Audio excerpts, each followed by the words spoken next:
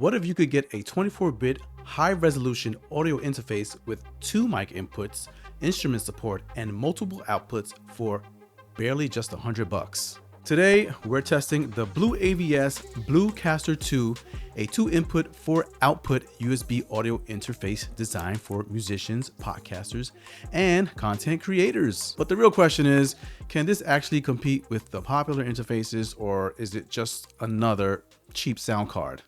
Let's dig a little deeper. The BlueAVS Bluecaster 2 USB audio interface is designed as an entry-level studio audio interface for creators who want professional audio without the complicated gear or extra, sometimes unnecessary functions. As for controls, you get combo dual XLR 1/4-inch inputs for mics and instruments, gain controls for each channel, headphone monitoring controls, dual mic PC mix knobs for each headset, mute button for both mic inputs, pad buttons for dampening that audio output, mono and stereo quick switch buttons. And on the back, you'll find a USB connection to your computer, a 5-volt USB DC connector, 2 1/4-inch headphone monitoring ports, audio outputs for speakers or studio monitors, loop back toggle switch, instrument and line switches, phantom power switchers, and a power switch to turn the device on and off. The layout is very straightforward, which is exactly what those need who are just getting started. No complicated routing, you just plug it in and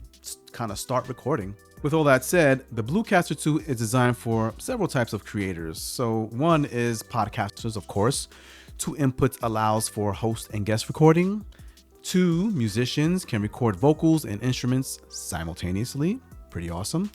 3 streamers. It works as a USB sound card for OBS, Discord, and streaming software. And because it's USB powered, it's also a simple and portable recording setup. What you're hearing is the clean input output of this particular microphone, which is the Mono PD400X. Relatively enough low noise floor, even with an open XLR microphone. That is pretty clean, nice levels of gain. You hear the ambient noise of an HVAC in the background. That's pretty low. I don't have the gain all the way up, but let's try that out when I max out the gain and see how much ambient noise I get. It's still relatively low. Yeah, this is pretty good. And it does in fact support the Shure SM7B. I tested and tried it earlier. Works fine. The real-timeness is real. This audio is perfectly in real time, which is a thing I kind of struggle with a lot of the budget audio interfaces, and it's really loud here in my ears. Let me just lower down this monitoring a bit. The buttons themselves are nice and smooth here. Nice quality knobs here for your gain controls, visual LED indicators. And as you're speaking, you see kind of where your levels are. And I believe those levels are almost true to life. It's a bit higher than what it looks like in my levels in OBS, but it's, you know, more or less you're in the hot zone. I can hear the mute click externally because there's a clicky button here, but you probably don't hear it externally there. Okay. Applying some noise suppression and some compressor to get the audio just a little bit better to kill out some of that ambient HVAC noise I got going on in my background.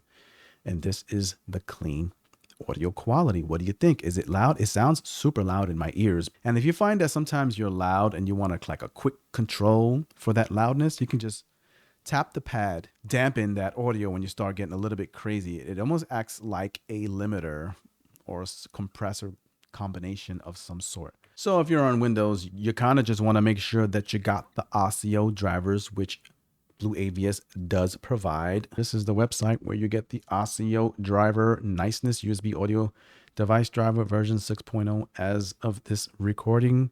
It's just a straight up download and install and a restart. You will need to restart your computer to get it to complete the installation. And once you're installed and all completed and then everything is all set up, you'll find that it is active in your system tray for Windows, right? So you can go here and you can see the icon here, niceness USB audio device driver. If you right click, and you click show, you'll see just a few options here. Let me just slide it to the side because I can't see, my camera's in the way. And it'll let you know the status of your device. Right now, the current sample rate is 48,000 hertz. So that's pretty cool, but you can change the sample rate, which is a kind of a cool thing. And you can go all the way up to 192,000 hertz. Buffer settings. Yes, you can actually change your buffer size. And it goes all the way up to pretty high in terms of like buffer size sample. Then of course you have your volume. You can unlink the stereo, right? Left and right channels if you like. I'll keep those linked. And then there's info regarding the device itself. Pros, here's what stands out about the Bluecaster 2.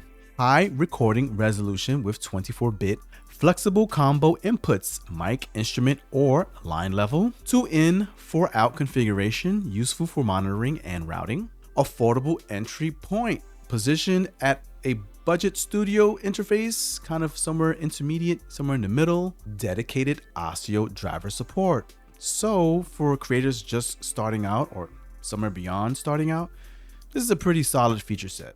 Let's talk about those cons right now. There are a few things to keep in mind when we're talking about cons or things that could use improvement. The interface is clearly aimed at beginners or some sort of budget setup.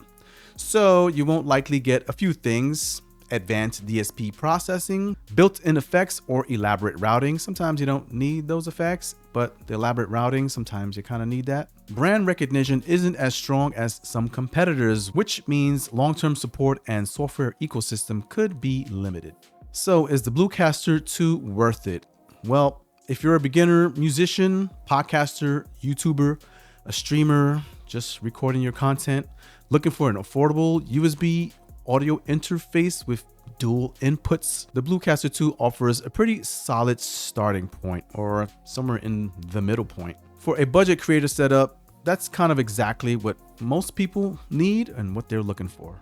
If you want more reviews on creator gear, microphones, streaming equipment, and studio tech, such as this right here, make sure to subscribe and let me know in the comments what you think about the BlueAVS. I mean, would you be willing to try something like the BlueAVS coming in about $100 or so, or stick with something like the Scarlett interfaces, for example?